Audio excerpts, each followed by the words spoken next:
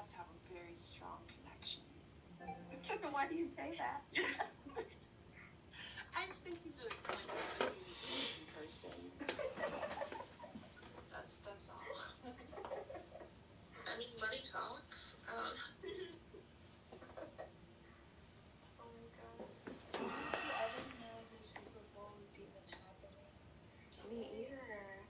Like, I just saw that today. Some lady that came into the store and she was picking out balloons for it, and she was like, "What are the colors of the team?" I was like, "What team?" She was like, "I'm going to the Super Bowl party." I was like, "I don't know." Yeah. But yeah. I've never watched an entire sporting event in my entire life, yo. Not like from beginning to end, every moment of a game. Not football, baseball, like no sports. I've never ever like been really interested in sports at all. I did. I was a cheerleader, so I didn't have a choice. I had to fucking freeze my ass off in a little shirt and wait for the team to finish. Yeah, it's crazy. I did amazing. but yeah, you had to say the whole time. Hey. And when they lost, I that love. shit I was left my grinder embarrassing. downstairs. Fuck.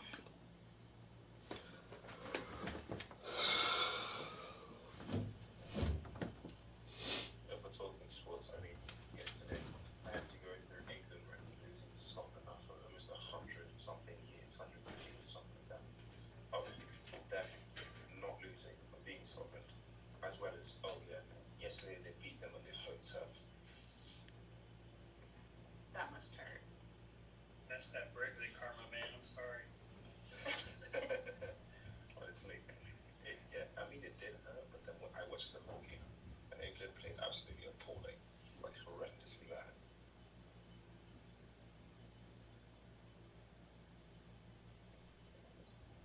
Anyone been to England? What'd you say? Anyone from America been to England? My aunt lives there. Oh yeah. I don't know where to start. I want to go, but Me too. just don't know how to do it. Like, I know you have to have a passport, of course, but I'm actually scared. So, You know, what are you gonna say, doctor? I've kind of always wanted to go to England, and you could call me Easties or I, since I actually like both. But I always wanted to go to England, and my boyfriend thinks it's like a depressing place that it just like rains and everything smells old and the food doesn't have any seasoning. So he's like, he's just like, why are you? He's like so mad that I keep fantasizing about this place. But I actually went to Spain, right? And I went by myself, and I went because it was like an easy place where I talk Spanish, and I could be by myself and like still speak the language. And it was a horrible trip. Oh my gosh. I don't even think I want to go to Europe again because it was just, I just did not like it. I did not like Spain either. And Spain was like pushed on me for so long because everyone was like, oh, Spain is beautiful. Right. Spain is this and that. And like, they could see the Barcelona. And I was like, I got to go to Spain. Mm-hmm. And I went and I was just kind of like, okay. Why didn't you like it? I got mugged like on my second night there. I was like walking by myself at like 4 a.m. and this guy asked me for directions, right? And he was like, "Hey, do you know where this street is at?" And I was like, I like thought because it sounded familiar, so I was thinking. I was like, and then I replied to him like 5 seconds later. I was like, "No, I'm sorry, I don't know." And then I kept walking, and by that time, like less than 5 seconds, he went into my purse and he took my phone, and my phone had my license, had my work ID, had my card. So like, I still have a phone wallet, like because they're so convenient. But he stole everything, and I just didn't have much food during the trip, and then nobody was really friendly. Like I stayed at a hostel, and at hostels, they're like, usually you find like people you click with everything is great, and like everyone was so weird in the hostel and like not friendly. I usually like make friends with girls real easy. No, they were just like weird. And then the restaurants, like they would correct my Spanish to try to like one up me because I felt like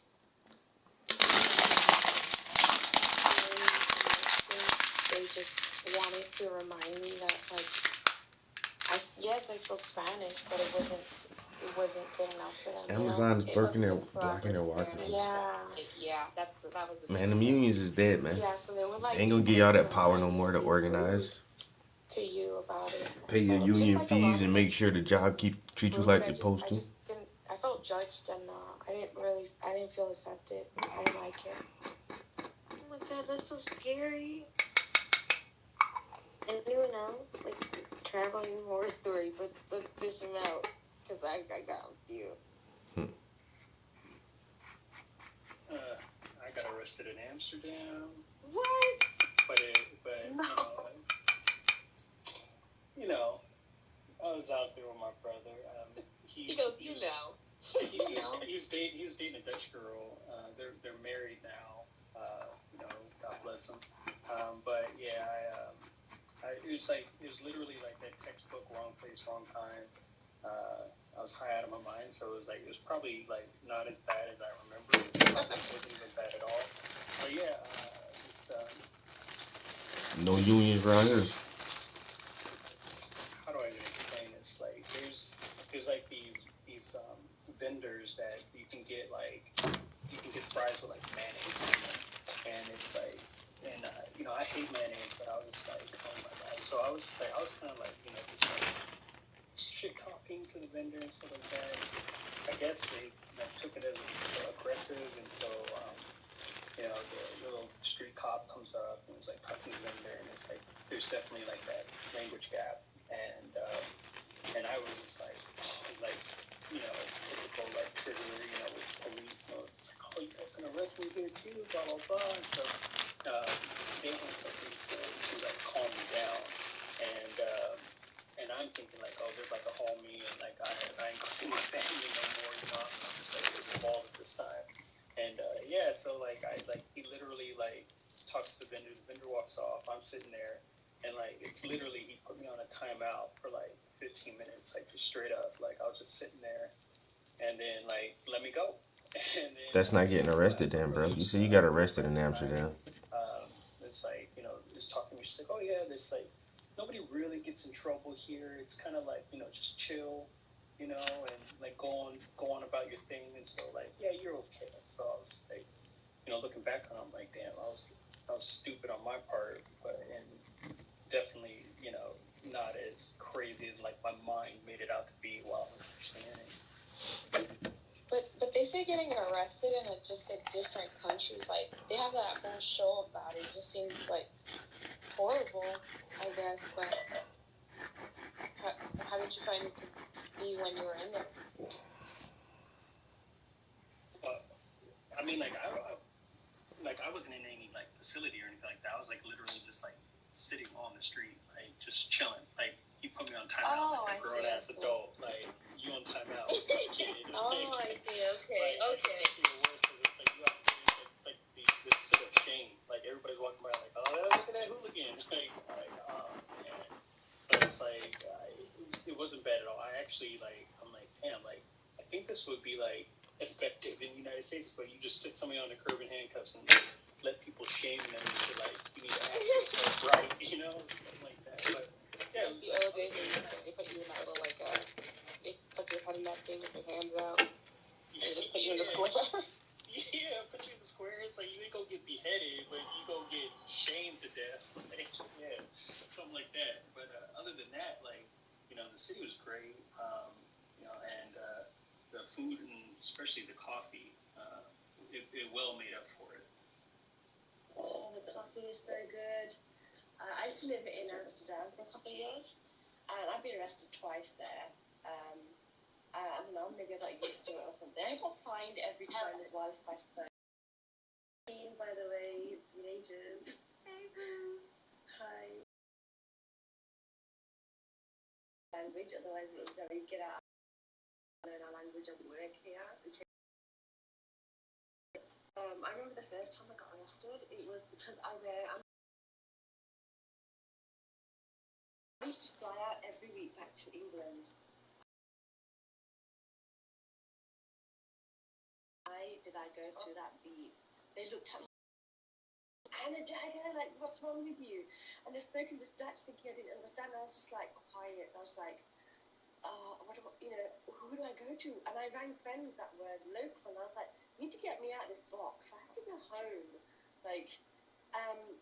And so they just kept me in this room, it's like interrogation room. And I was just like, I just think I was too smart for them, because the more you stay quiet, the worse it is. And then the second time it happened, they were like, you didn't pay the fine for the first dagger that we kept. So now you've got to pay it, and you can't get any next flight. But this time I was pregnant. I was like, take the money. I was like, I didn't show. I wasn't showing. But I was like, take the money. Just take the money and let me go. But even that was an interrogation. Oh, I've had it in Australia. I've had issues there where they get you and they're like, when you go through quarantine, like you go through security, and then they do another swab security, and then it's like my own people that do it to me. Oh, do I lose it? I speak in their language, like Punjabi, and I'm like, shame on you for doing this to your own color. And then he's like, I'm just doing my job. Why don't you do it with the white people? Why with the black and the minorities? So, and I've had it in Dubai, but Dubai, you've got to be careful.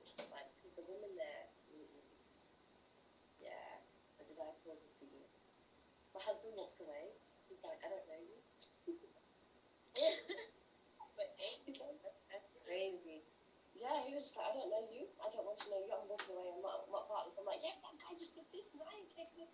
It's worse when they come to you and say, take your turban off. We need to see what's inside of it. And it's like, you just did the scanner on my head. It's like all women in this chat room right now. Lady who's wearing a hijab. Yeah, but she's our people. Ooh. Not saying I don't mind listening to all women, but I can't help it. I think that's crazy. That's real crazy. Yeah. I don't know, man. Like, every country got their own issues, but yeah, America got a lot of issues. Do you stay quiet? Do you stay quiet or do you speak up? No, we speak up, alright. That's what I mean. Especially if you're a woman. Speak all the way up. Yeah. And then we make get down if we need to. Yeah, I feel like Latinos don't speak out enough. That's what I don't like about them. That they don't be like talking about and advocating for like things that they should be advocating for. Latinos don't have to speak up because they build their own communities. There's a difference between speaking and doing things. Black people speak up all the time, but they don't organize, unify, and find a common unity to do things. Speaking up ain't gonna get you nowhere, yo. Spanish people own their neighborhoods, they own businesses. They don't give a fuck what nobody say. They don't gotta speak up. I disagree. I disagree with that. I don't think Latinos make their own communities. I completely disagree with that. Well, I live in a urban city where 5 out of 7 businesses in our local strip are owned by Spanish-speaking families. They own the bread shop, they own the barber shop, they own the convenience store, they own the smoothie shop, and there's 2 restaurants out there. And then every family who owns a business, they own a house locally in the neighborhood. The people who own the bread bakery, they live right around the corner from me. So they don't have to speak up. They came here and they bought the entire strip mall. They own half the neighborhood and they're good. That's awesome. That's awesome. I wish I saw that more, because honestly, like, in my experience, I haven't seen that. I wish that I would see that more where I've lived. The Jewish are the same. The Jewish stick together, and they're exactly the same. They have like their own ambulance service in like Sydney and stuff. It's amazing what they do together. Really. All right, I'm about to flip people's brains right here. But like, my foster family. I was raised by Jews, and so like that entire culture was like, it was like my life.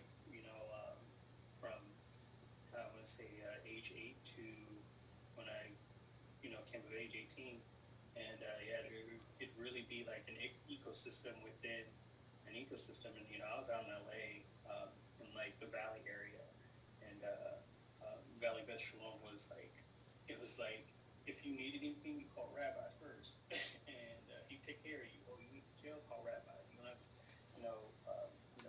repent or whatever. Not, it's not actual terminology, but basically, do favors for, the temple to atone for what you've done because you brought shame on the community. And so, like, the community kind of like policed itself and takes care of its own at the same time. And yeah, it's just like, once I moved out of California for grad school, like, and you don't see that, it's like really like you start to appreciate how well you were taken care of when you're like inside of something like that.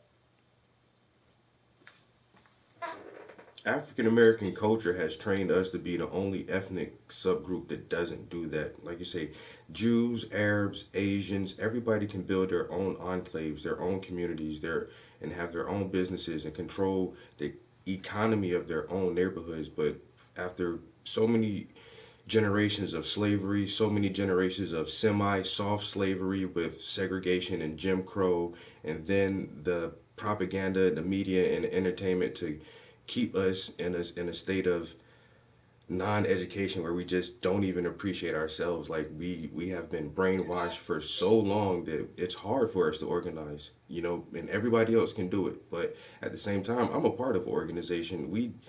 We started an annual Pan-African flag raising on the city hall property where we're a very very small minority, but we're letting people know we're here. We just signed a deal to gain operation of an old bank building that we're going to turn into a youth arts and cultural center. And you just have to do shit. You have to build a community, build economic infrastructure so that other ethnic groups see that you're working together, see that you're organized, and then they'll respect you, and then they'll want to work with you.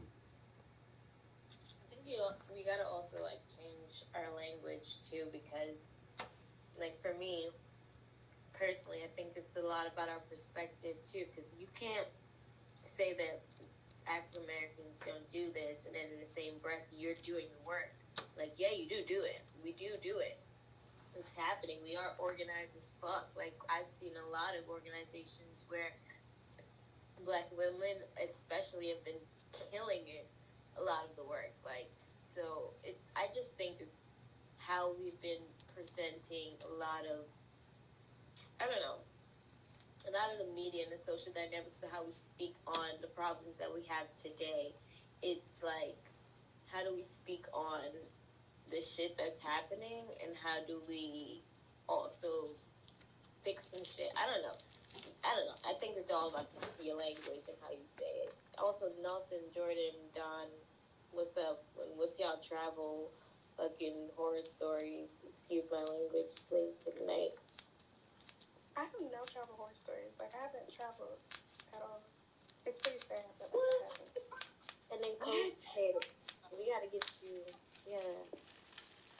Yeah, like I really want to travel. Like I graduated in May, and I was like, oh my gosh, I'm going to travel once I graduate, and then COVID. So yeah, Yeah. the COVID. My plans are to travel.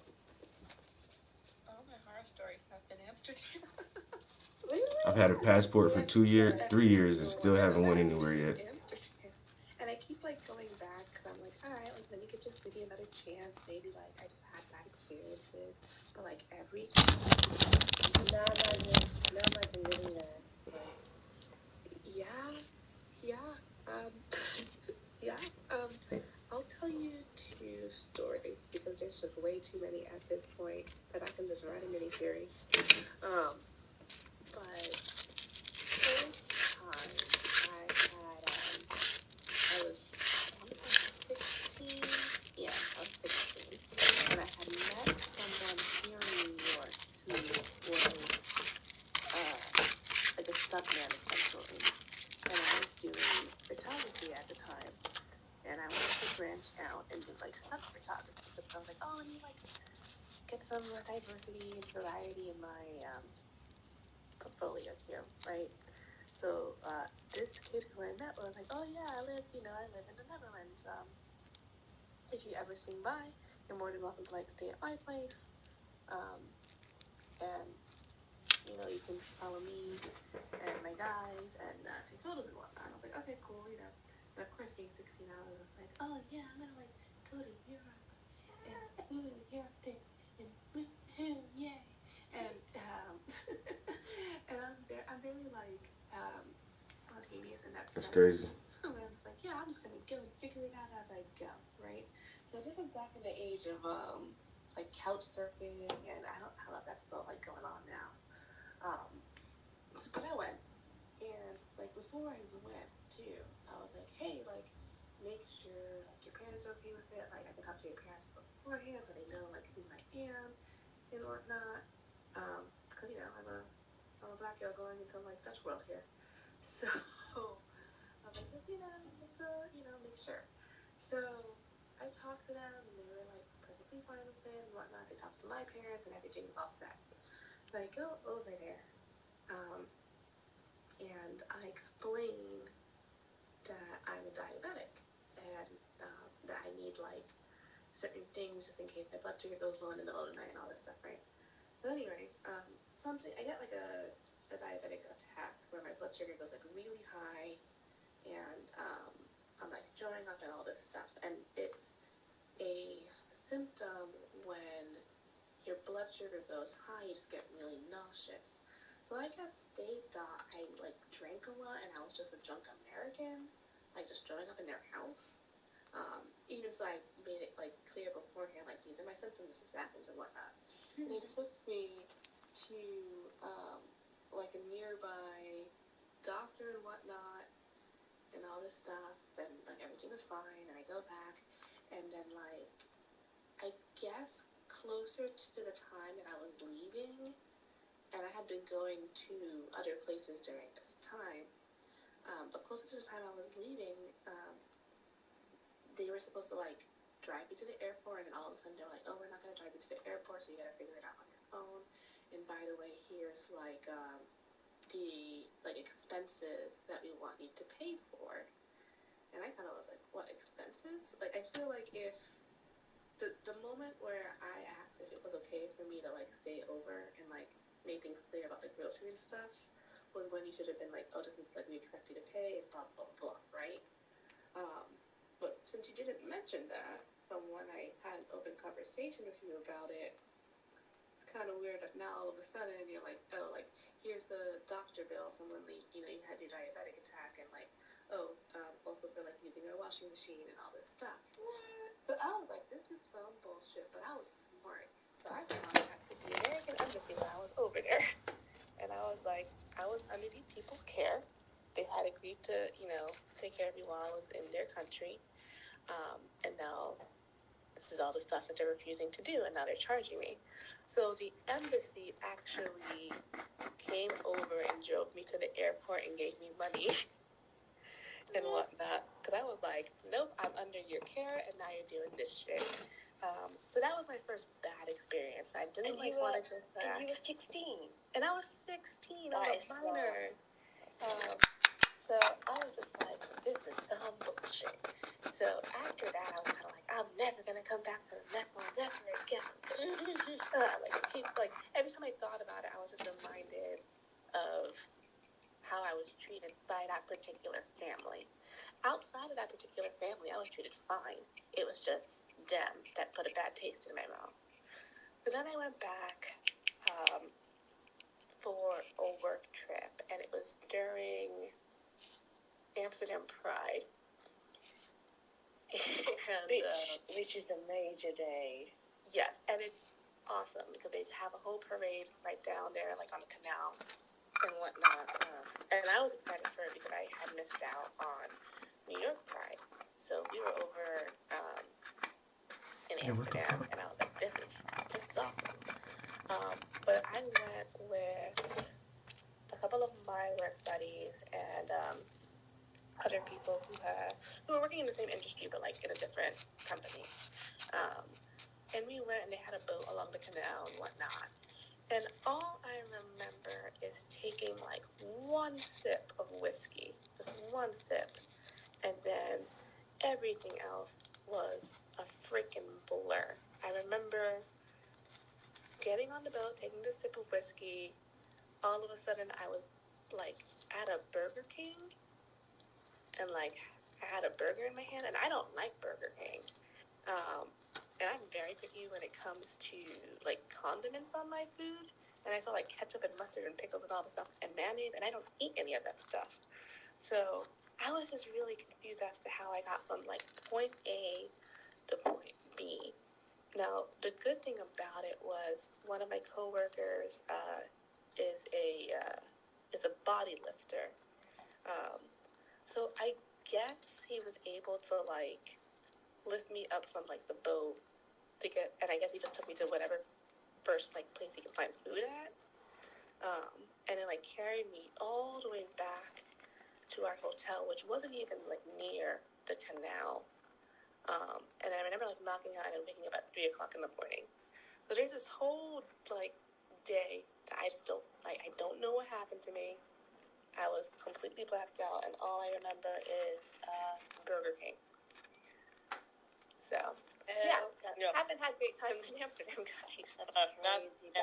But Amsterdam in general is beautiful, and the people there are so direct. Like, I love the place. I visit quite often. But the people there are amazing, because when I got into my faith when I was in Amsterdam, of all places, but that's where I found my journey of being a practicing Sikh. And I remember when I first got into it, and all I had was white turbans, and the people would come to you and say, "Oh, did you hurt yourself? Did you damage yourself? You know, have you got a big headache?" And it's like, why? Oh, have you got a bandage on your head? And I used to find it hilarious, because in England, people don't talk to you, they talk about you. But in Holland, people come up to you and they're so direct, they're so straightforward. So there are so many pros. But with being your drink spike, that is anywhere. That can be anywhere in the world. That's true. Yeah, that could be anywhere. I've had my drink spiked in a Japanese restaurant drinking water. Like, I was smart enough to know in Sydney what to do and how to get out of that restaurant on my own without. And I used to live in a penthouse that was on the top floor, and I was like, okay, so I know it's speed, I know it's ecstasy, I know what to do. But if you don't know what to do, you could be in big trouble with like drugs, and especially if you're not a drug taker. But yeah, the place is amazing. But it's really good to hear all these life experiences. Who else has some? Has Dawn spoken? Has what? Has Dawn? Anyone else got any good stories? I got one, but it's not as good as you guys. Like, mine's just kind of freaky. This is when I went to Tokyo, and I was on my way back, actually. It was my first time, like, traveling on my own, and I don't know, if no one can speak any, like, I can speak any language. I don't know, I'm butchering this whole story, but, like, long story short, my flight got delayed, and I was stuck in China overnight. But the way that they did it, it was so weird. It was like 3 a.m. I had to like rush to this bus late at night, and everything is pitch black. Like, I'm literally on a bus now. Then they stopped to this giant hotel that's like smack in the middle of nowhere. Like, the hotel completely surrounded by like nothing, y'all. When it was just so sketchy as fuck. And then I'm just like, I don't know, I was nervous. I don't know. I didn't know what to do. Like, it felt like I was Alice in Wonderland. Like, the fucking hotel had so much food and things, and like, it was big and enormous, and like, I don't know. I was scared shitless. I didn't know what to do. I went back to my hotel. I locked the doors. I put like the whole chair behind the door. I stayed in the room. It was like, oh my god, madness. No. And then the next day, like, I had to hop back on a bus and go back to catch my flight. If I roll a, That was my first experience. if I roll a doobie, sometimes I'll put a little tobacco in it. I don't know, my cousin boyfriend, he's Russian. He showed me that shit. to like, they say Europeans like blend tobacco and marijuana together. I don't do that. Not if you roll a blunt, because the leaf is tobacco. So you wouldn't have to add tobacco into it because the leaf is already tobacco. So, no. If I roll blunts, I don't add tobacco to it. But if you roll a paper and you want that little bit of nicotine mixed in with your THC, you can put a little tobacco in there. But I don't normally smoke blunts either. I normally smoke Yeah, just going doobies. outside too. Like I wanted to be adventurous and like actually fucking explore and not like, yo, I'm actually going to go to this town, right? I still But love your name, bro. when I see how like it's a culture shock to everyone else Still a being cool ass name. black and like fucking walking around, I wanted to get like candy from the fucking store and it was like people were just looking at me like, what are you doing here? And I felt it too. Like if it was anywhere, I don't know, God forbid, where I felt like I was at home and some stranger just walked into my home, like, yeah, I'd feel that. I think there's also that Yeah. when people used to tell me, oh, you want to go around to the like safaris with them, and I'm like, I'm gonna go to a country I don't know anyone there, and I'm gonna go to a room and learn from them and then give them like real world stuff. I'm like, how do you do that? Trust factor these days is just so difficult. So, Kenya. That's it. I didn't get arrested or anything, so I don't know. Y'all gotta. I've been good. I've been trying not to. I don't know. Some people get arrested for being good too, so there's that. Some people get arrested for eating random french fries. Yo, who's okay?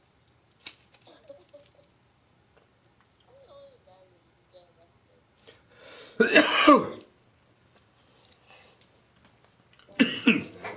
Never used I never used rice papers before. I use these hemp organic hemp papers. What happened? Which is a really good.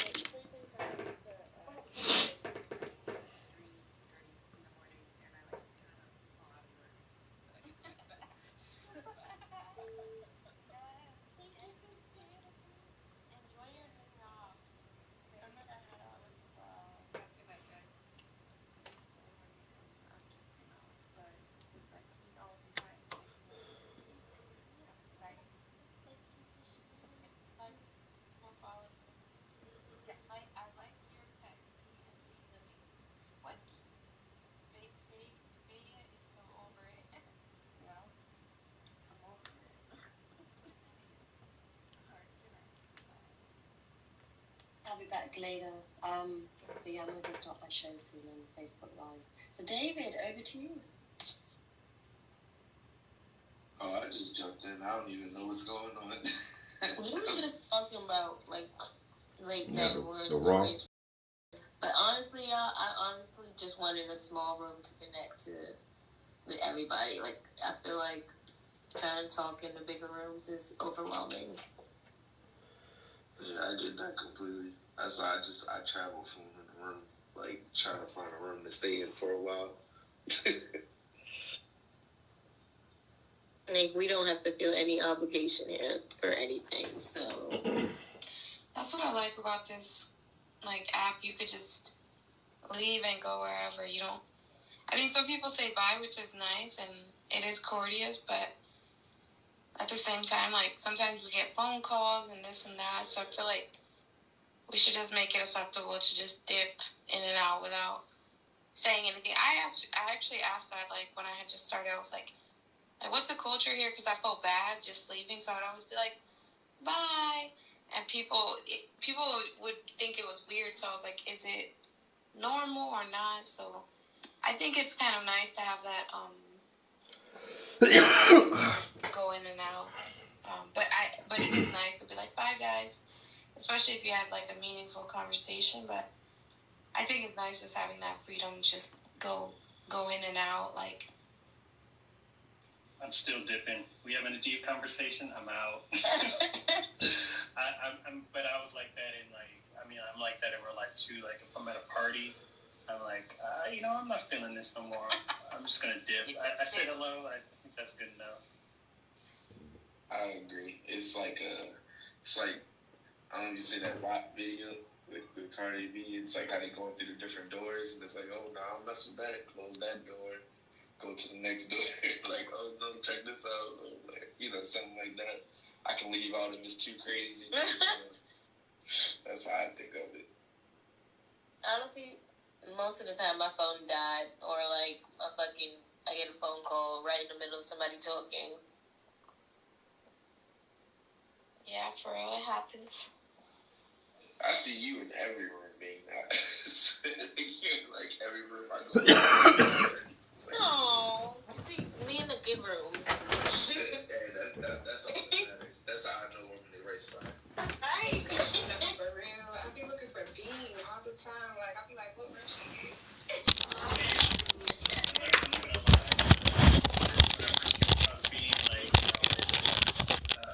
I guess became like kind of like starting on the track of friends and stuff like that.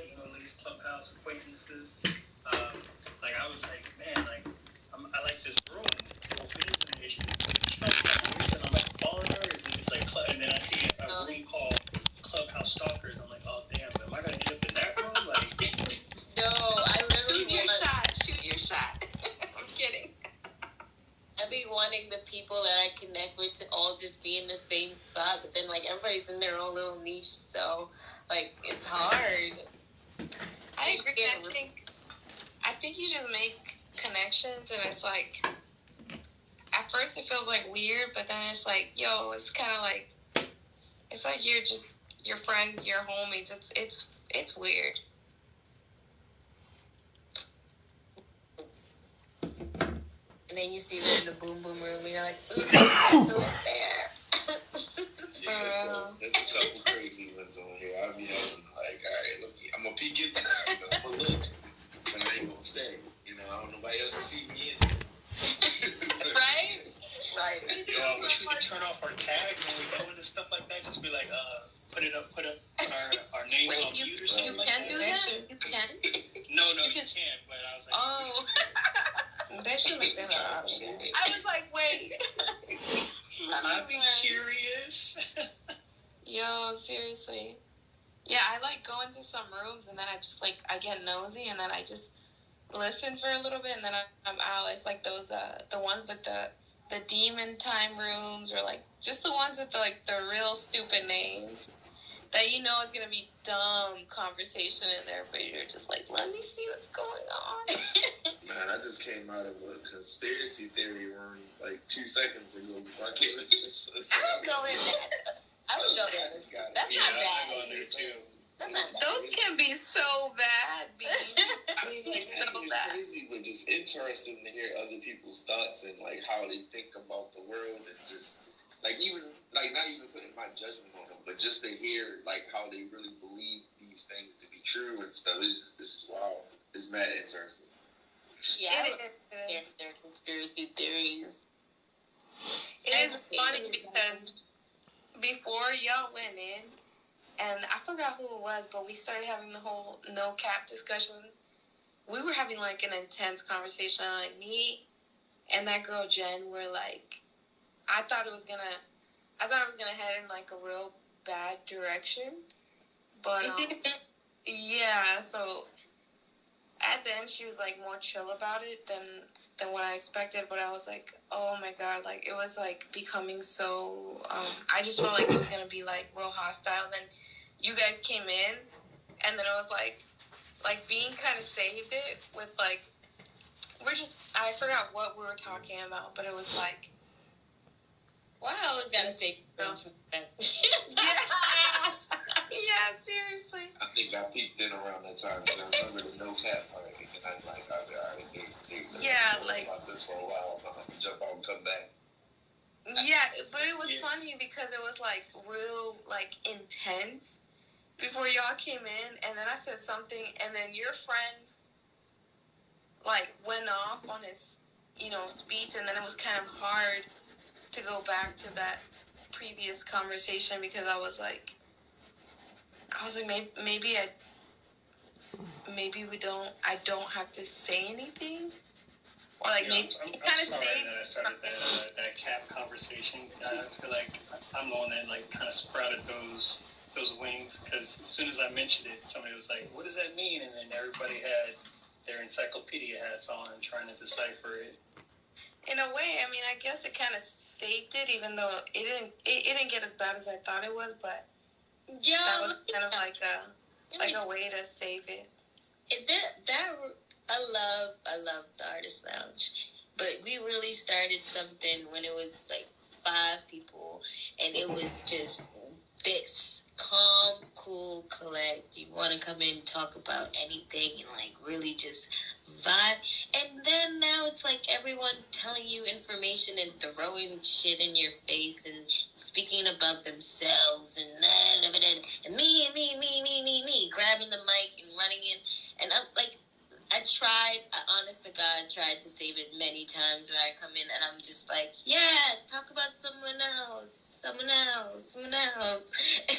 this shit gets fucking, like, sorrow that room gets into. But, I don't know, you can all make rooms on here, too, so don't ever feel just confined to just that one. Like, see, my only problem with starting a room is, like, I'm never, like, able to be on Clubhouse without my kids screaming in the background in the morning. So I'm always here at night, and then there's nobody on here at night, and then it's like, I was like, I gotta find like the perfect time to just go in. I'm gonna get a hotel for the night, and then open up a room and just start talking all night. Like, I don't know. You taking a Clubhouse to the hotel already? What? I might have to, bro. I might have to make a desperate decision. I don't know. Yeah, I Bean, I feel you on that. That talk your head off about yourself thing. I mean, I think I made it like a conscious decision, because I hear that in like so many rooms that are going. It's like, and that's great. Self promotion, that's great. If that's what you want to do, that's what you want to do. It's not why I'm here. Like, I was just literally talking to my friends about like the one thing I miss about like gaming, like every night. Like, I still game, but I don't game like I used to. It's like that, just being on audio and just chatting with my friends, and stuff like that. And Clubhouse was like, oh my, like this is just like the chat room, okay? Like, I'm feeling this, and so it's like, it's kind of like, feeling that need, and it's not like I didn't, I'm not here for like promo or anything like that. I just like trying to connect with people. It's COVID. My friends, they're out there, but they don't really exist anymore. At least, like, if I don't see them, they don't exist. So like, at least this is the next best thing, like audio. I agree completely, and it's like I've kind of been feeling that same way, but then at the same time, I'm like, maybe, like, I feel like I judge those same people, but then I'm like, maybe I am one of those same people that I'm judging, because it's like, I do want to grow my own, like, Instagram followers. For what reason? I'm not even sure, and it just seems like when you go into those rooms, it's great because I get some ideas from like the artists, and it's like a lot of them, they'll be like, yeah, I'm selling so much, blah blah blah, and then you look and they have like 500 followers, and it's like, maybe they are lying, or maybe they are telling the truth. That, like, to me, I perceived it as like, maybe you just put your work out there, believe in yourself, and maybe your shit will pop off, And I'm like, maybe I need to believe in myself more. But then maybe a part of it is maybe they're not really necessarily like being authentic, maybe just trying to sell themselves to get to that point where, they are connected to other people. Maybe that's like for real, like fake it till you make it type of thing. Maybe that's what it is. But then at the same time, like, I got into this because it's like, it's just fun, like talking, ideas, conversation. and then people be posting their whole fucking resume on here. And, like, introduce themselves with, like, their own... Yeah, and it's like, so right? And it's like, what the fuck, yo? Like, it's exhausting. Like, every 5, let's reset the room, especially when the moderators be tripping. And it's like, I am blah, blah, blah. And then just give a spiel. I'm saying, it's like, okay, this is too much. Like, I do want to, you know, get to, not self-promote, but, like, make connections that will grow it, but not in such an inauthentic way that, like, so many people just, like, you know, it's, like, nasty. It's like, you know what? Maybe I don't want to do all that. I think a lot of people come in there and do that on purpose. Like, they come in there and, you know, like, I mean, I think initially jumping on this platform for everybody was kind of like a promotion thing at first. Because no one knew what it was until you got on here and realized that, oh, you can actually connect with people, you know, like actually talk to people and stuff. And then some people was like, okay, well, I can use this, you know, to my advantage. If I'm a good speaker, you know, you can pretty much dominate the Clubhouse platform. Like, if you're a good speaker, it's over. Like, you can gain 1,000 followers just from talking. Like, you know, you're good at that type of stuff. But I think it's more better when it's smaller rooms. You can connect with people, and you know, I mean, people will just come to you. You know, like they just genuine connections. Like I stopped trying to even sell stuff through here. I was like, I just like talking to people. Honestly, I just like talking to people and hearing their opinions about stuff. Like, I was on a group the other day about solar panels. Like, it's just random shit that you wouldn't even like. I would never talk to nobody about solar panels in real life, but on here, you know, why not? Like, why not just jump in a conversation about astronomy or anything, just to hear it? Like, if you could walk into a random class in college and just hear someone rant about random stuff, you know, and I just love that. Like, I think it's just, you know, just go in there with a clear mind and just listen, and, you know, and if you feel the need to chime in, you chime in and you meet people. I don't know. The room was a lot easier before it got popular. Like, that's the honest to God truth. Like, when it was just natural, and you see right now, there's nobody in the room, so we're not all trying to fucking impress. And then that's the case scenario. You're more able to really get to talk. Like, talk.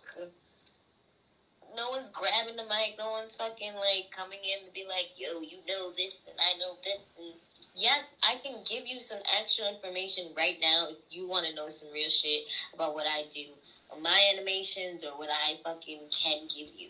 Because we're in a small space, and you can listen to what the next person has to say. Agreed. Listen, have y'all ever, like, been in those, like, secret engagement rooms where you have to, like, tap in and be, like, just quiet? And it's, like, filled with, like, glucose amount of people. Have y'all ever been in those rooms? Run that back one more time.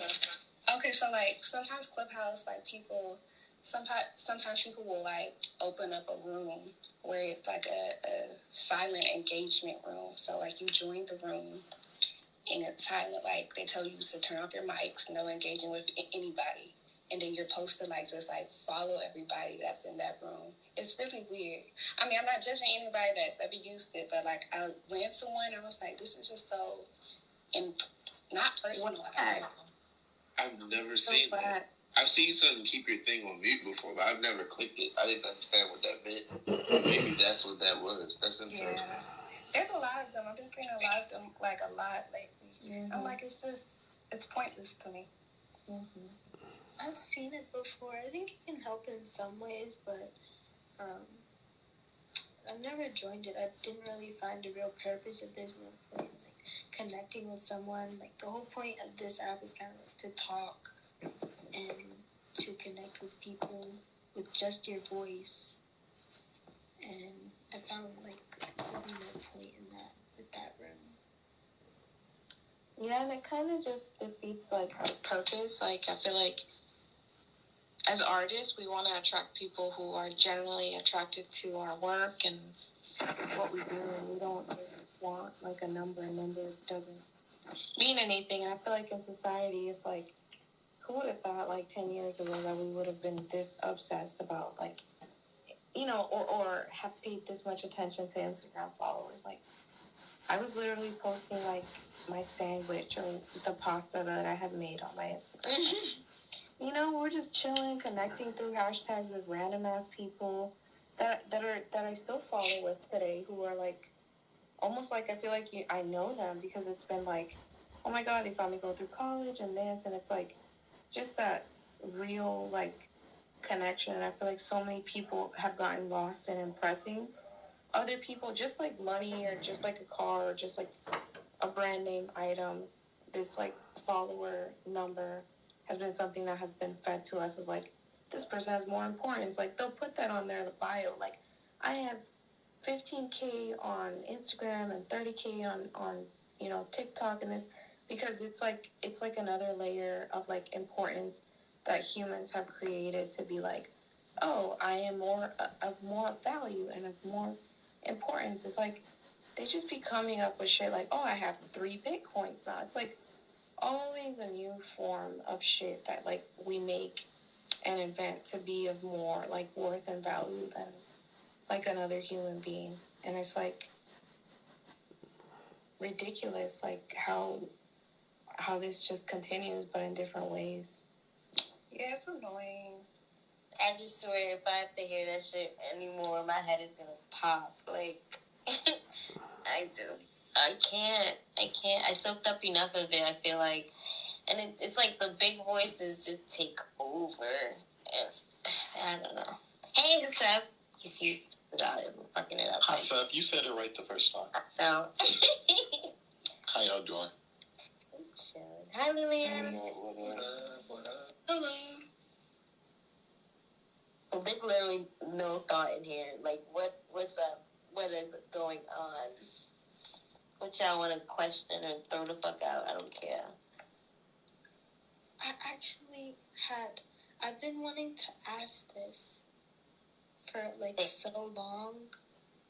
Honestly, okay, so ever since I switched my Instagram to a business account, and I would post on my story, and then I'd like look at like who would look at it, just like I was just curious, and like these random women would appear, and like they would have this like I don't know, like I guess they're OnlyFans for Instagram. And like it's just a long list of these women like viewing my story, and I'm like, why is this happening? I don't know. Is this porn bots? They're just bots. They're just bots. And Yeah, like they just gonna follow. okay, follow literally later like on. every day Like, I'm just like blocking 10 people because of that. It'll slow down. I feel like when you first start your business account, it does that, but then it'll slow down. It'll stop eventually. Yeah. I was scared. That never happened to me. Shoot, I want some boss to come in. What's your OnlyFans? It's quarantine, I'm pretty sure one of them fucking fake hair accounts is one of exes or somebody just like peeping their page. Okay. You? one of them clubhouse stalkers. The clubhouse stalker page that I need to find. I didn't even know that was a thing. I'm about to seriously look for that. It's crazy. Yeah, exactly. It was a clubhouse. Yeah. Yeah, I was dead ass serious about that one. It's there. It's crazy. If you follow, I had to unfollow some people to get it off of my hallway, but I'm pretty sure I was following this. They when you sign up, they auto follow you on certain people, and I was following Princess Naya. I don't even know who that is, and I guess she was a moderator for one of these rooms, and yeah, I saw that. Oh yeah, I have a clubhouse stalker was the name of the room, and then I guess the bigger room that it came from was I think it was the Demon Time room or something like that. So Bro, I have yet to find any of these demon time rooms. I keep hearing that and I never see it. You know what? It was so listen. I've been in them, right? Yo, what are you on? Like, you don't. You need to start following more people. That's probably what it is. So like, if you follow the right people, like I follow Joe Budden, and then they start popping up in my room. Yeah, I need to get rid of them off my thing, bro. I don't know how the hell he even came on my thing. I don't even like him like that. He's one of the people that like they recommend for you to follow. I had to unfollow him too, because he was on this app 24/7. Yeah, I need to go back in because they got me following all kinds of crazy people. I don't know who the hell these people is. Yeah, so if you did that, you're following literally almost 70 people that they recommended, and you're only following 25 people. So you just need to unfollow everybody, and then from the people that are following, just follow the people that you want to follow, and then start following like other people from the content that you want, and then you'll be able to. I'm sure one of the persons you're following is going to be on one of the Demon Time rooms. Wait, yeah, I went to that. I went to that.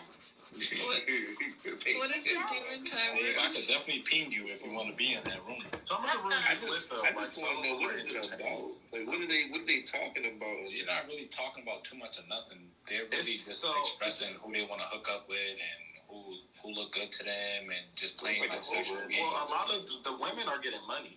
From what I saw. Oh, what? Oh, but wait a minute. So, are we going to be in that one? Like, so there's levels to the Demon Time room. So you got to like. That got weird really quick. And I don't know, it's just something about this app. Like, I don't see all these rooms and they're talking about, oh, I followed Joe Budden and I followed this person. I don't follow, like, it's like the apps. When you first get this app, it says you should follow at least 25 people. Here are some suggestions, and all the suggestions are just like famous people. I ain't follow none of them motherfuckers. Like, what the fuck I'm gonna follow Jamie Foxx or Joe Budden for somebody like? I didn't follow any of that shit. So I just put in where's my profile? What am I interested in, yo? Like,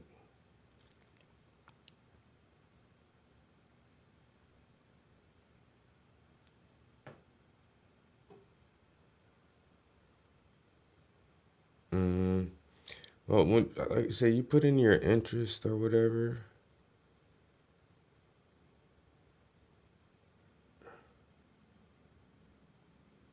I don't see how I can see what I selected as things I'm interested in.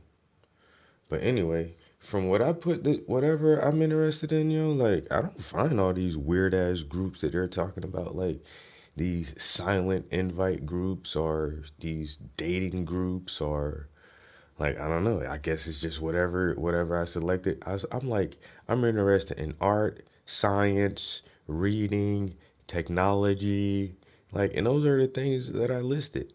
Anime, and so I guess it all depends on how you set up your profile. It determines on what kind of rooms show up in your hallway. And I don't know. Like I said, I didn't follow any famous celebrities or anything like that. And I didn't follow no weird ass shit. So my rooms are the artist lounge. Late night conversation. This one is the artist lounge. Visual arts and creative talk. Um, Beyond. Uncomfortable truths you wished you learned sooner. The Black Migrant Experience, Identity, and Privilege Abroad. Uh, Dr. Stephen Greer Live, Alien Threat, Hoax Exposed. War, Defense, and International Security. This one is The World is Such a Marvel, WandaVision, Episode 5.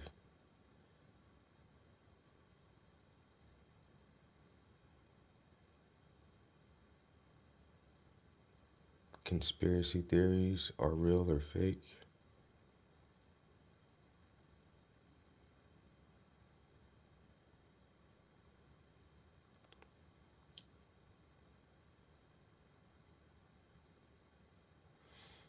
Yeah, so I don't be seeing a lot of those weird ass rooms they're talking about. That's crazy.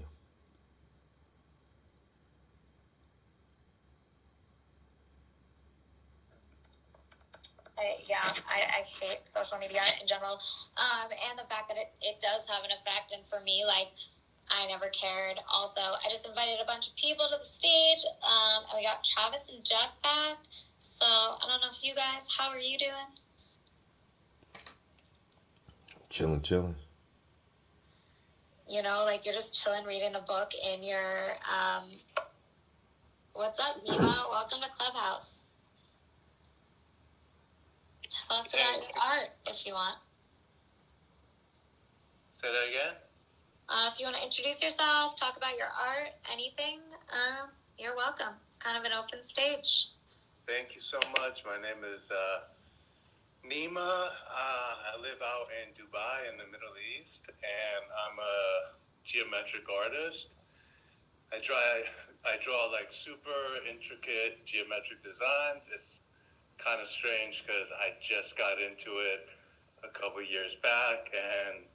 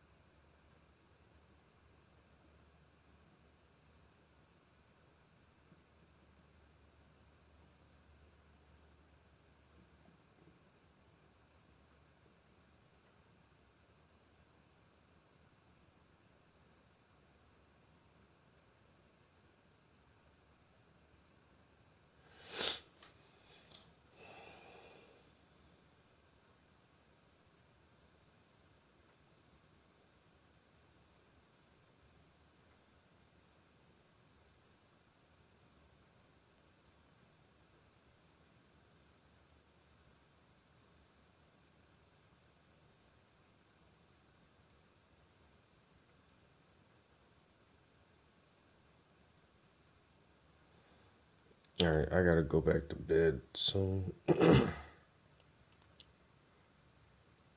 so I can get up for the gym.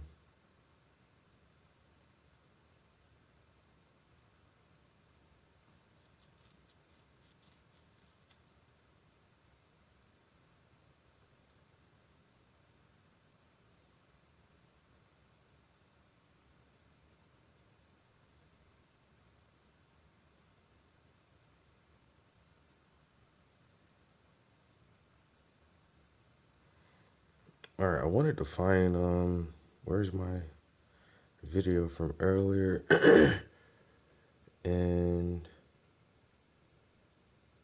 I ain't gonna lie, y'all. I want to get the part where I raise the flag and like take a still shot, like something like that, or no, maybe back a little bit.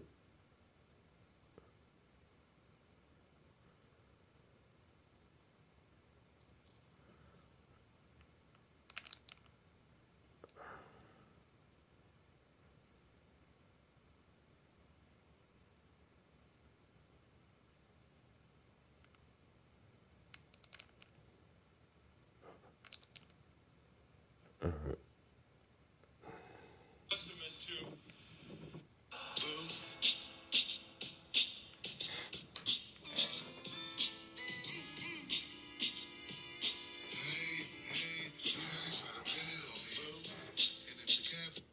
Went to bed early, bro, and So I'm gonna tell you about my day, and yes, I've been crying because I'm very upset right now.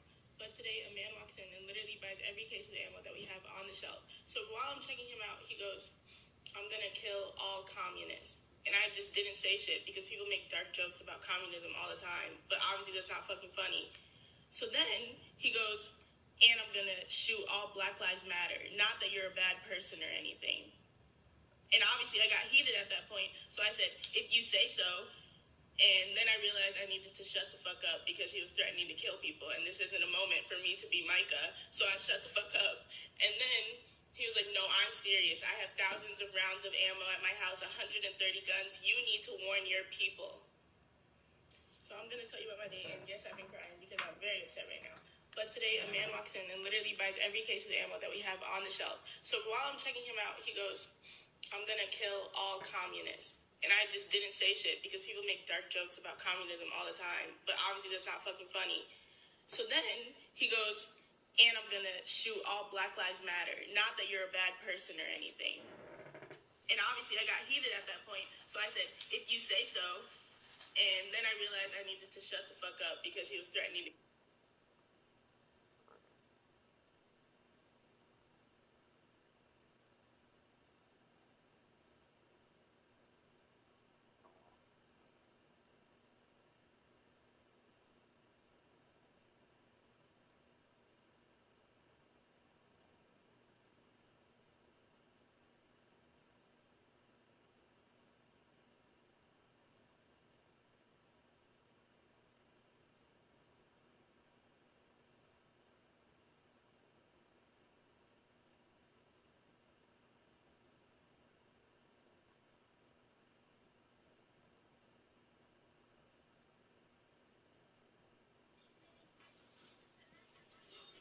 Suki! Mm.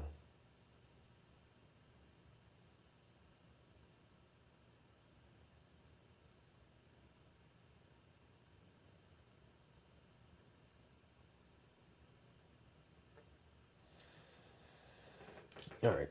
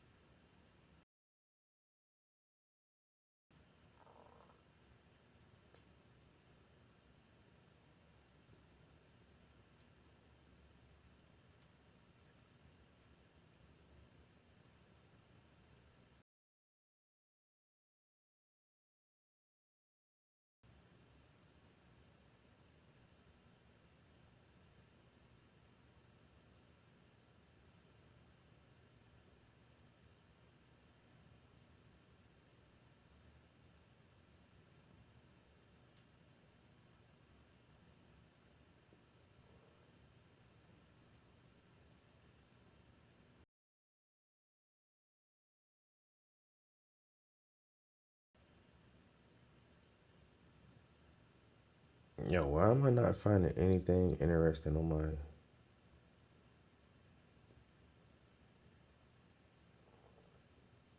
YouTube right now?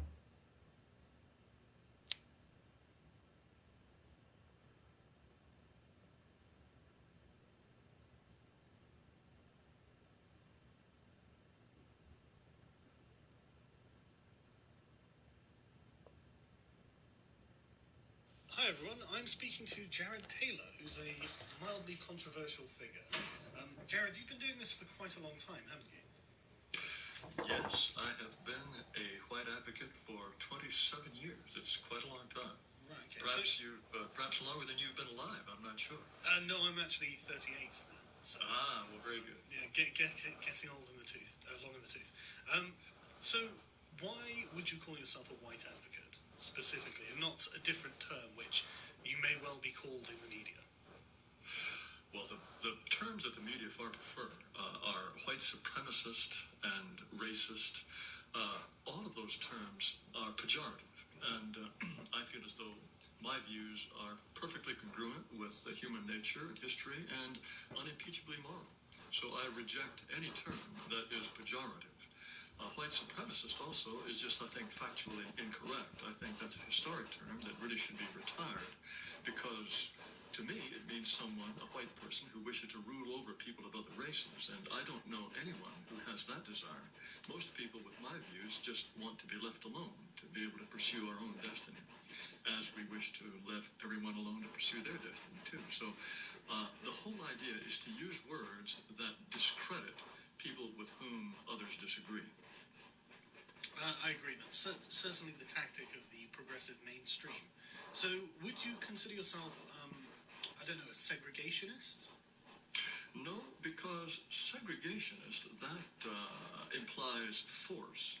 I believe in complete freedom of association. And when most people are free to associate, they prefer to be with people who are similar to themselves, not just in terms of race, but often in terms of religion, in terms of cultural preferences. In fact, there was a very interesting study about workplace preferences. And when people were allowed to express those preferences anonymously, they not only said they preferred to be with people of the same race, but of the same sex, the same age, and same general level of education. Those are the sorts of people with whom people are most comfortable at the workplace. And so, given complete freedom of association, and if we could persuade the United States government and our institutions to recognize that this kind of preference is perfectly moral, I think that we could arrange for a peaceful and mutually beneficial separation. Right, so that's very interesting. Because, I mean, the first thing that strikes me is if people naturally self-segregate without the use of force, obviously, what's the need for any kind of activism at all? Because surely the white people are kept separate from the black people by dint of inclination. Because every institution in the United States, from the president on down, is constantly promoting this view that I think runs against human nature, namely the idea that we should wish to be with people as unlike ourselves as possible, that diversity is a strength. And that, for example, if through immigration whites become a minority in the United States, that will simply be a joyful future to which we should look forward, because this will be the ultimate expression of diversity. And most whites, I believe, in their bones, feel that this would be very bad for them, for their culture, and for their offspring. But they don't dare say so because of this rigidly dominant orthodoxy, according to which any expression of white solidarity or white racial consciousness is considered evil. See, that seems counter to my own experiences, and perhaps it's just that we exist in different environments. But I find that most white people don't want to have a racial identity ascribed to them. And I find that a lot of non-white people are the same way. They want to move beyond the shackles of social constraint via race. Do you not think that that's something that they should be free to pursue? Oh, if people wish to live in diversity, if they like diversity, they should be free to enjoy it. But certainly my experience here in the United States is that blacks overwhelmingly have a racial consciousness. Hispanics, likewise. Asians, to a somewhat lesser degree. But they all have a sense of their collective interests. And that's why, just at the drop of a hat, you can accumulate hundreds, sometimes thousands of blacks who will demonstrate, sometimes violently, in what they take to be their own interests. Very difficult to get whites to do that. You can get Hispanics into the streets as well. And that is why blacks, Hispanics, and Asians, they all have political pressure groups. They all have organizations, nonprofit groups, that are set up explicitly to advance their interests, and if need be, at the expense of whites. It's only whites who do not have that kind of thing. And I think you would, with only the greatest of difficulty, find, for example, a black person who is not conscious of being black, who has a sense of solidarity with other blacks, and who feels that his fate is entwined with those of other blacks.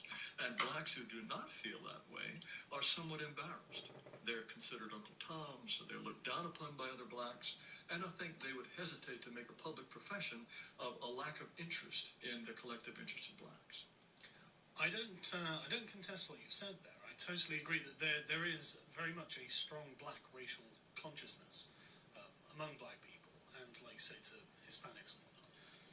But I see these things as being rather a regression back from the intellectual and personal development that we had managed to achieve, at least briefly, during the sort of 1990s, where I know that's right. it's a taboo subject to promote your race, at least in Britain anyway.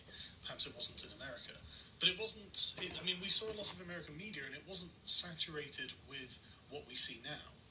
And so it seems to me that the Democrats are unwitting racists, still punishing black people by reinforcing this kind of racial identitarianism. And I don't think it's a good idea to try and push that on white people.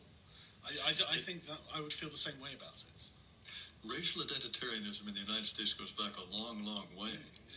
Don't forget this, I'm black and I'm proud. Black is beautiful.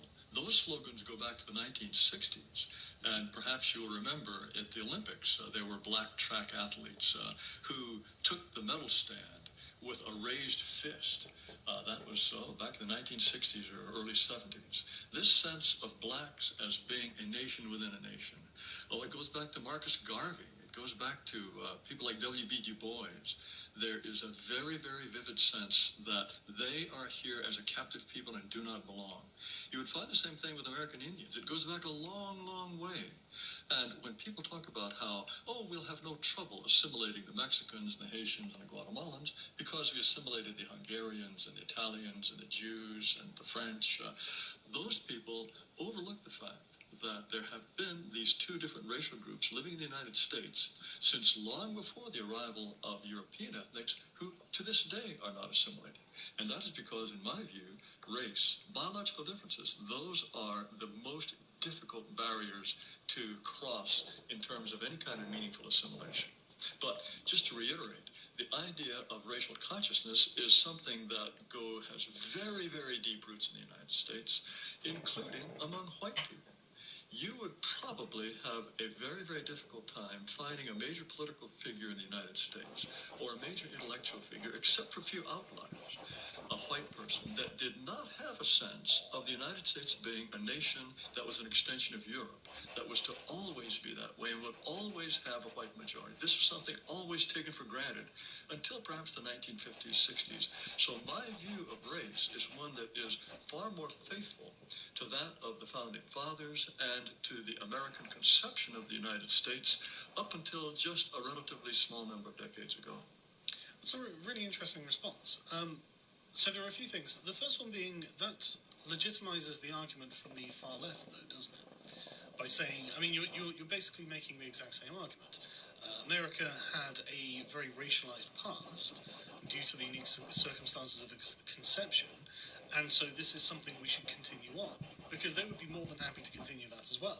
It's just who has the whip hand in the situation, whereas I would prefer to move beyond that and abandon that altogether and approach it in a more, I guess, humanistic way.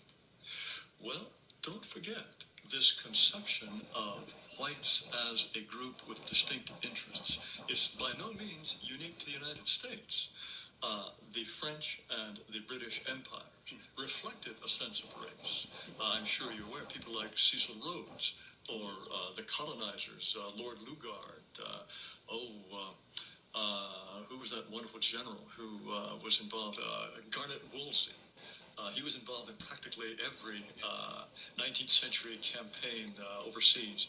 They all had a very vivid sense of whites as being sort of the self-governing race. The British in particular, they were the self-governing and therefore the race that had the capacity to govern others. There's a very, very distinct sense of being a people with a mission. So it's not at all exclusive to the United States. But in Britain as well, I think perhaps even to an even more extraordinary degree, it is only in the last few years that this sense of destiny that the British people had, which I think was a remarkable thing, has been completely beaten out of them. This sort of, typical bloody Britain. If something goes wrong in Britain, or if the British athletes don't do so well in international sports, I think this is a terrible loss. So, no, it's not unique to the United States. The French as well had this mission civilisatrice. Maybe I should have said the West then. I'm aware that 100 years ago plus, science was very racial. Anyone considered to be partaking in scientific thinking would have had distinct racial dimensions to it. And I mean, I'm well aware of that. But that's exactly the point that we make towards the far left, is that we don't live in that condition now. Most people, I think, don't want to view the world in a racialized conception. At least if they do, I don't see the evidence for it. And it's interesting how you hark back to the sort of founding fathers of your nation, because isn't that the inherent contradiction of the United States, though? The Declaration of Independence, all men are created equal, and yet they were slaveholders and had a race that they considered to be subhuman, enslaved for them. I mean, to return to that mindset would it not necessarily require you to regard black people as less than human? No, not at all. This is a boogeyman of the left. I remember having a conversation years ago with a leftist on this whole question of racial differences in IQ. And she was quite a committed leftist, and I was making some of the, I think, more powerful arguments, pointing out the evidence for this average IQ difference and why the IQ difference has probably got a substantial genetic contribution to it. And then she absolutely astonished me by saying, well, if that's true, we'll just have to exterminate them all. What? No, not at all. Not at all. Even yes, you could have knocked me down with a feather. This kind of, and as I say, this was an absolute committed liberal who seemed to think that all of her conceptions of race depended on this assumption of equality, and if that were knocked out, then everything just completely fell apart. No. There's even Jim Crow South, even at the time when lynching was considered an appropriate punishment for black criminals, no one ever thought that, well, we just have to exterminate them all. Never. There was, of course, in the United States, a strong movement to free blacks and then repatriate them to Africa or some other part outside the United States. But no, the idea that this means some kind of subhuman, that's never been the case. Furthermore, I think it's important to point out the purpose of the Declaration of Independence. The Declaration of Independence was simply an expression of the United States' wish to part company with the colonial ruler. That passage, all men are created equal, by no means is reflected in the Constitution of the United States, which is a very inegalitarian document. When it came time to set the rules for how the United States was going to operate as a political entity, there's no idle chatter about egalitarianism. The purpose of that document, I believe, and that phrase, is to say to King George III and the people who were in the American eyes riding roughshod over their colonies, to say, look, you and I are equal. We are men just like you. And we choose to go our separate ways. And then there's this list of particulars of injustices that the colonists felt had been perpetrated against them. Yeah. So that is by no means any expression of general equality. The guy who wrote it, Thomas Jefferson, he was a slaveholder. It's very clear in his notes on Virginia that he did not think that blacks, on average, were as intelligent as whites. He had all sorts of speculations about how different races. If I can interrupt there, sorry, that's not entirely my point. I mean, I'm not suggesting that any race, any individual, is the exact same or the direct equal of another. I think that's a ridiculous conception. But the values themselves are universal. And if you accept the premise that black people are human, then it must apply to them too. And so then to suggest that any action should be taken against black people on the basis that they're black isn't really anything to do with their actual qualities. It seems to come from prejudices. No, because people who are 16 years old are also human, but we don't give them the vote. We don't let them drive automobiles. We don't draft them for the military. We make distinctions on the basis of sex, on the basis of age, on the basis of education, and race is a biological phenomenon. Now, if you take in small numbers of individuals, it is entirely possible, and we have seen examples of this, of what I would call near total assimilation. However, once the number of minorities reaches a certain critical mass, then assimilation becomes very difficult. And in the United States, to this day, despite the fact that more than a half a century has gone by since the glory days of the civil rights movement, we still have race riots. We still have blacks and whites who view the same phenomenon and have a completely different conception of what's happened. This, to me, is evidence that we should not attempt to live together in large numbers. We will be happier if we go our separate ways.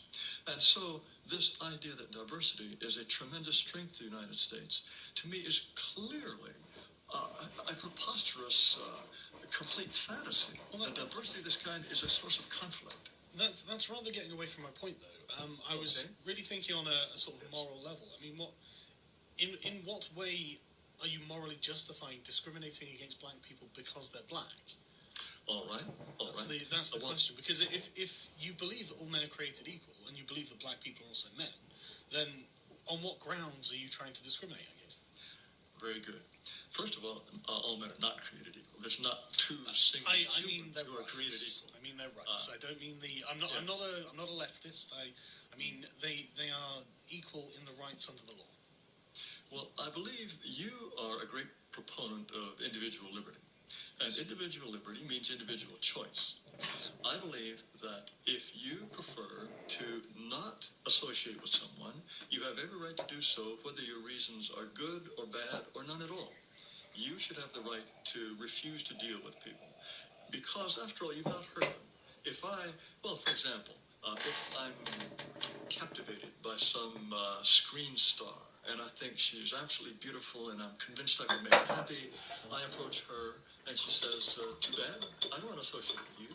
She owes me no explanation as to why she does not.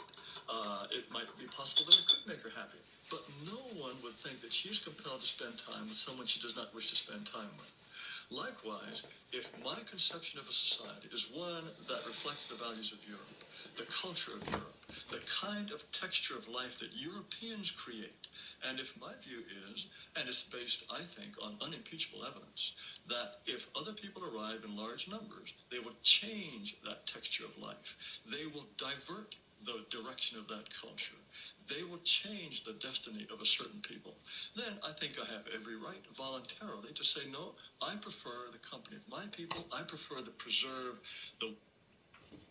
So just like the colonizers came in and changed the way of African life, and they changed the way of Native American life, but Native Americans should have just said, no, I prefer to keep my way of life and I don't want yours. And then the Europeans said, well, we'll just kill you then. ways of my ancestors, and that I have every right to work to see that they will continue into the future. Your way of looking at things, it seems to me, will eventually mean that there's no distinction at all, that India will become indiscriminate and indistinguishable from Korea, that Turkey will be like Argentina. No. I want all of those places to remain unique and beautifully original, beautifully distinct. Okay, that's an interesting point. I don't think that my conception will result in that. I'm not for mass immigration, but not for reasons of race, incidentally, for several other reasons. And I completely agree with you when you say that people should be free to associate with whoever they want. I have no problem with white identitarians deciding to move to an area and live together. I have absolutely no problem with that. And just, I think, by reputation alone, that would discourage non-white identitarians from moving to that area. I think that's completely fine. And I'm the same with black separatists, with communists forming their silly communes in the woods or whatever it is they want to do. For me, this is, we actually, we live in systems that are more than capable of sustaining this. And that's people's free choice. But the problem for me is when it comes to the point where you make it sound, and maybe not just you, maybe not you specifically, but for example, if you've got someone called Richard Spencer hosting the National Policy Institute, it's a rather grandiose name for something that is rather small, but the intent is clearly to direct public policy, and I don't think that you can do what you want in a non-coercive way through government intervention. I think there's only a coercive way to do that. And then that strikes me. Sorry if I'm going on, but then you've got the moral quandary. Because the left isn't entirely wrong in the moral deficiency of the treatment of black people in the United States historically. They were taken from Africa, they were enslaved, and then afterwards they were left to their own devices and not treated particularly well by the wider culture. Do you not think that to then say, right now you all have to get out, is a little bit unjust? You're asking you're talking about, it seems to be two different things here. First of all, I don't think that compulsion is necessary.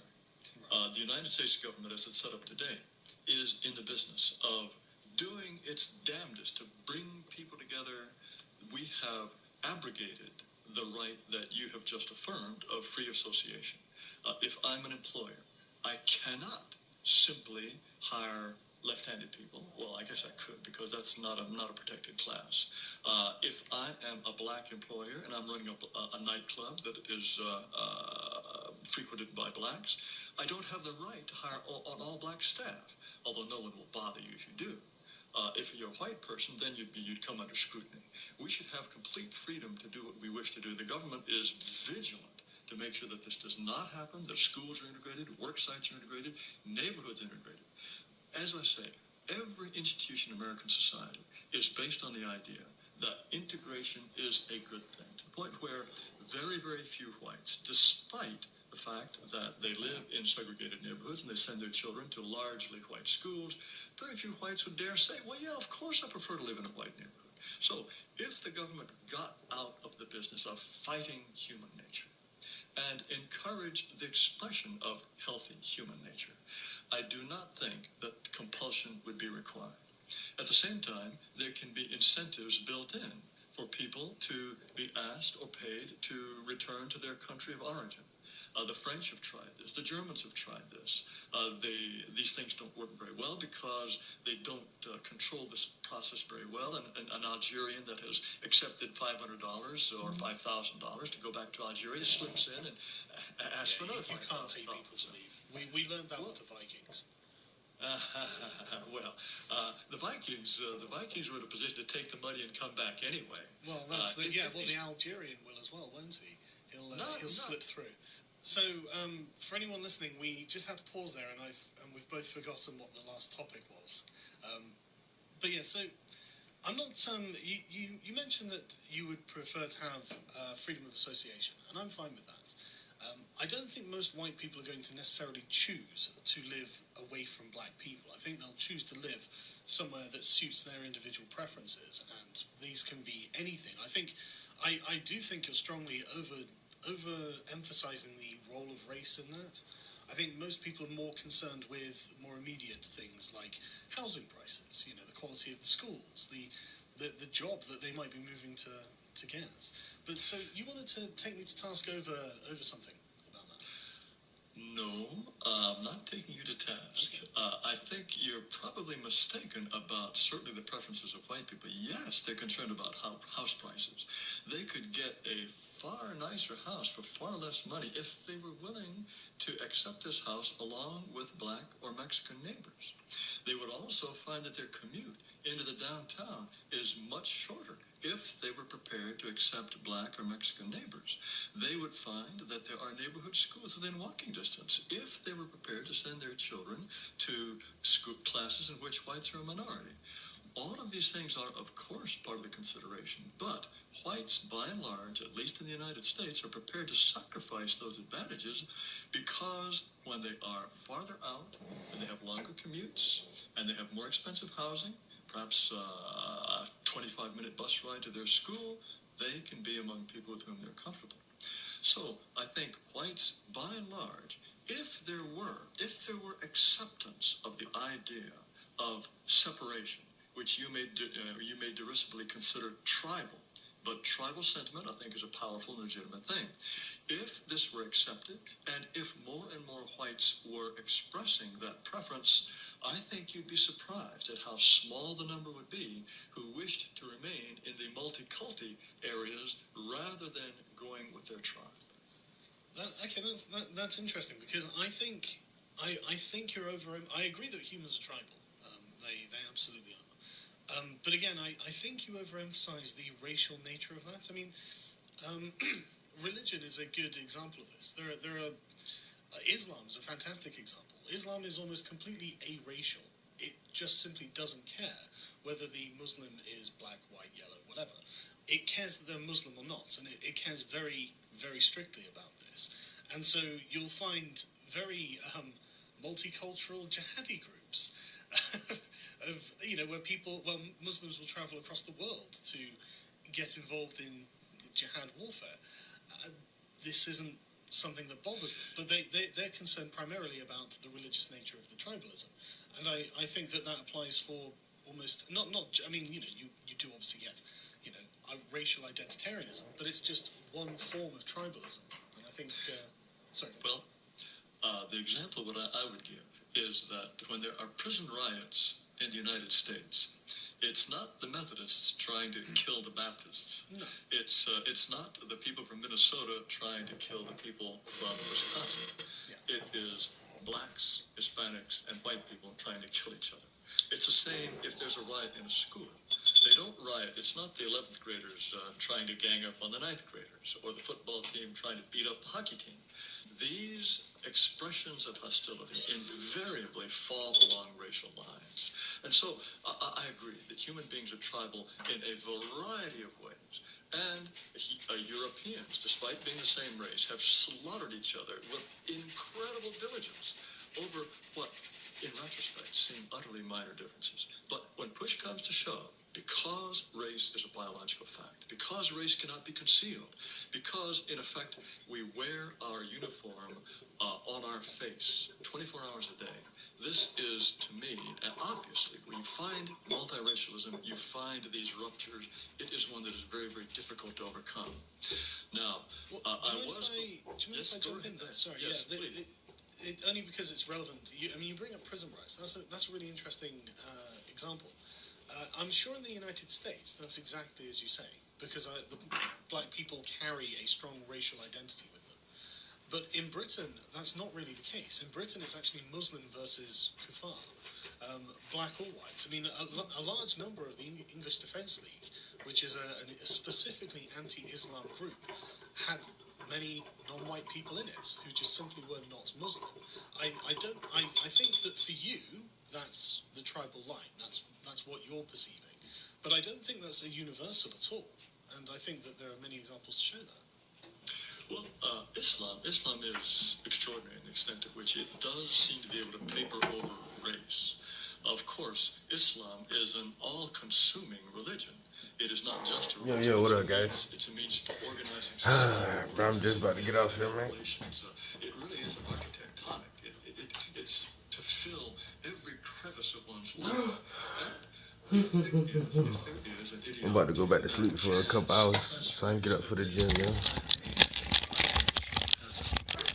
On the other hand, I don't want to subscribe to something that is as suffocating as Islam. I want to be free to think what I want, have my own decisions, and it's unusual to find something that... I just gotta figure out how to fade the bottom down, because, like, the picture is cut off so much. I'll figure something out just to kind of, like, blend the colors in or something. You don't think so? No.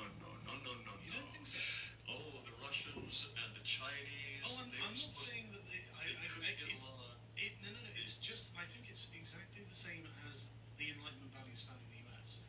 The values themselves supersede racial barriers and identities. And I think given enough time, I think they would absolutely find race irrelevant. But either way, it's at least nice to demonstrate that race is not the be-all and end-all. It's not the totality. And I think that for a lot of, I think the cases you're thinking of are mainly culturally in the US. And I mean, you've got countries like Zimbabwe and South Africa that have got similar colonial histories, and they have very much a racialized view of these things as well. But that's because of their histories and their contexts. And it's not something that they're necessarily, I mean, they don't have to be bound by it. It's just, I think identity is really important and it's really strong. You will find the same... Yeah, it looks pretty good, though. Everywhere in Africa. I remember traveling in the late 1990s. Alright, so probably, like I said, I'm getting like an hour or two of sleep. The gym opened up at 7. I'm gonna try to be there right at 7:30. Go home. And after I shower, I'll probably come right back up in the studio and try to work on this as much as I can until I get to a stopping point. And then I may work on that one. I really need to work on my own paintings too, yeah. And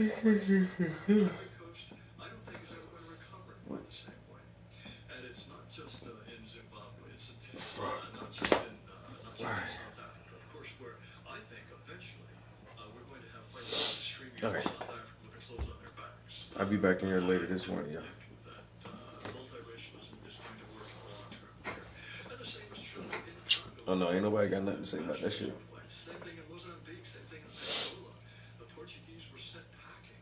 And now there's kind of an uneasy coexistence between that this shit gonna be tight, expected yo. community and kind of resentful, larger African presence. I don't think multiracialism works very well anywhere in Black Africa. I don't think multiracialism works well anywhere. And if you look at Sudan, That shit look good. because Catch you next time. South felt very much disadvantaged and persecuted by